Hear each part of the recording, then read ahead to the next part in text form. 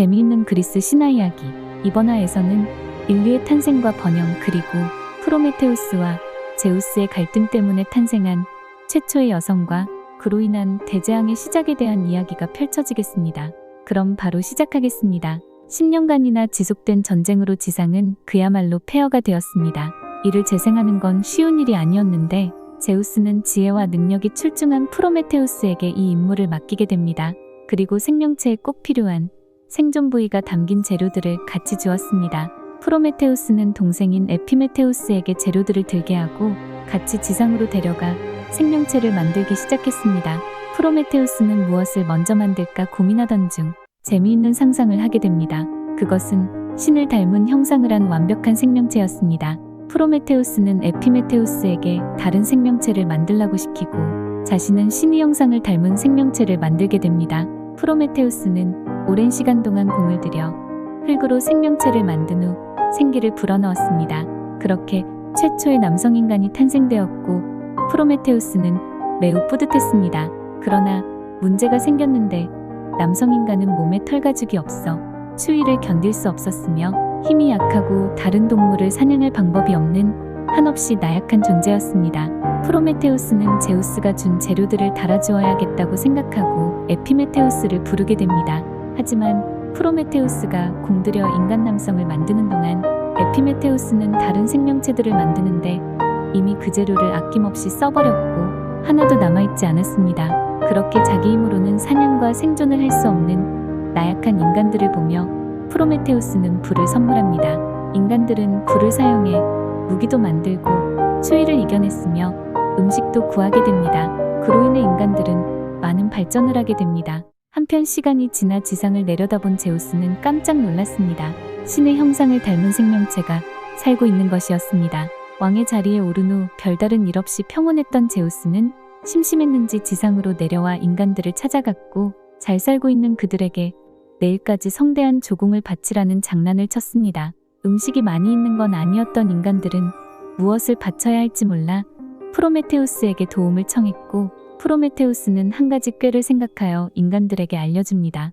인간들은 소를 해체하여 한쪽에는 고기와 내장을 놓은 후 털가죽을 덮어놓았고 다른 한쪽은 뼈들을 모아둔 후 그 위에 지방을 덮어놨습니다. 다음날 재물을 확인하러 제우스가 왔고 인간들은 제우스에게 둘 중 한 가지를 골라서 취하시라고 했습니다. 제우스는 먹음직스러운 지방으로 덮여진 쪽을 골랐습니다. 이 이후로 그리스 시대의 사람들은 신들에게 제를 올릴 때 뼈를 지방으로 싸서 태우게 되었고 남은 고기를 먹을 수 있게 되었다고 합니다. 한편 지방 밑에 뼈만 있는 것을 본 제우스는 인간들에게 분노하였고 불을 뺏어버립니다. 사실 인간들이 재미있어 자주 지상을 내려다보던 제우스는 이미 그 사실을 알고 있었고 일부러 뼈가 들어있는 지방으로 덮인 쪽을 고른 것이었습니다. 그렇게 불을 빼앗긴 후 살아갈 수가 없던 인간들은 아버지 같은 존재였던 프로메테우스에게 간절히 살려달라고 부탁을 하게 됩니다. 프로메테우스는 자신이 만든 인간들에게 애정이 매우 깊었고 아픈 마음을 주체할 수가 없었습니다. 결국 프로메테우스는 헤파이토스의 대장간으로 갔고 불을 훔쳐서 인간에게 주게 됩니다.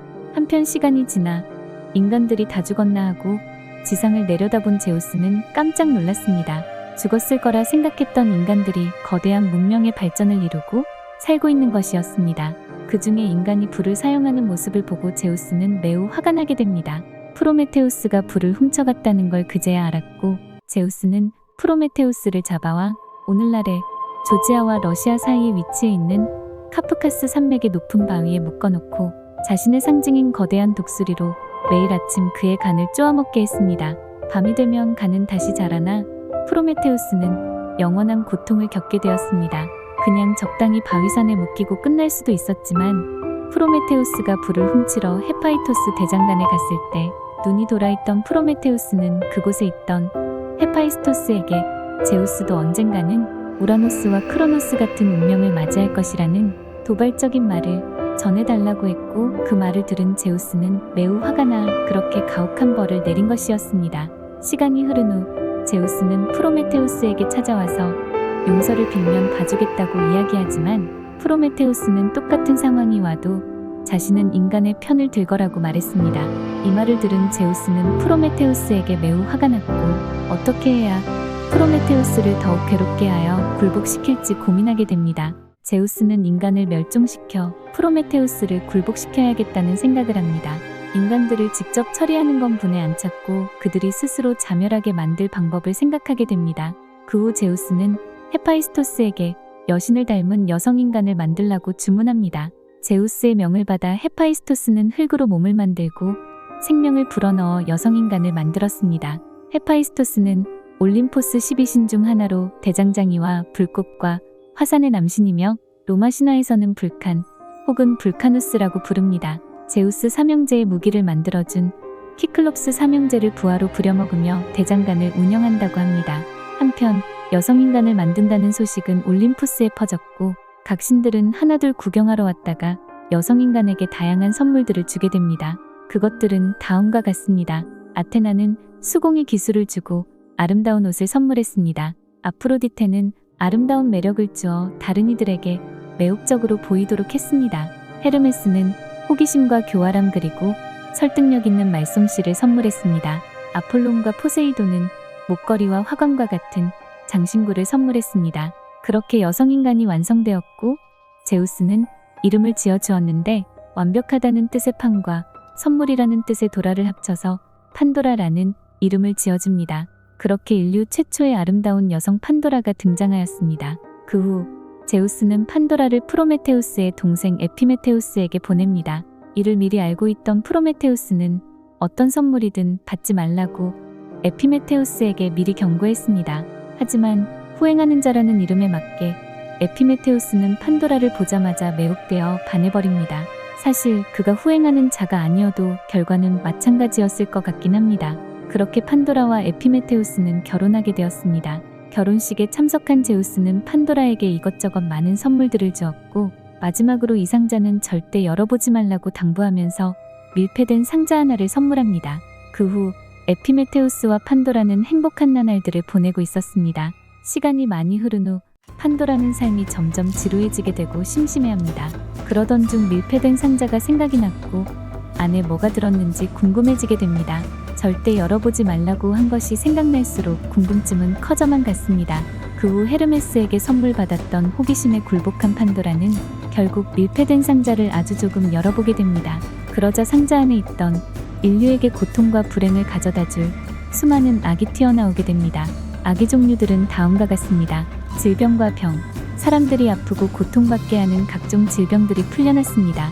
노화와 죽음, 인간의 불멸성을 상실하고 시간이 지남에 따라 늙어가는 과정이 시작되었고 영원히 살 수 없게 되었으며 죽음이 필연적인 운명이 되었습니다. 전쟁과 폭력, 인간 사이의 분쟁과 전쟁 그리고 폭력이 세상에 나타났습니다. 우울과 절망, 마음의 평화를 잃고 우울과 절망이 사람들의 마음속에 자리 잡았습니다. 배신과 거짓, 사람들 사이의 신뢰가 깨지고 배신과 거짓말이 퍼지게 되었습니다. 판도라는 깜짝 놀라 상자를 급히 닫았는데 마지막 희망만 남아있었습니다.